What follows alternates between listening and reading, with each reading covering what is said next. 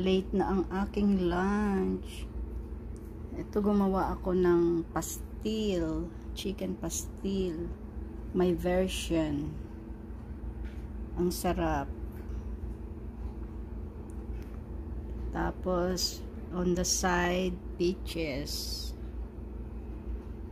with soda and coffee later.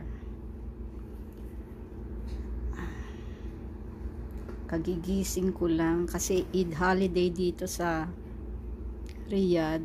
Sarap matulog ng magtulog. Tapos medyo malamig pa.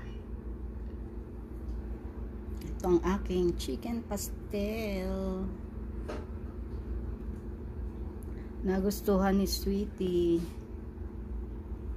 Kaya nagpaluto ng marami.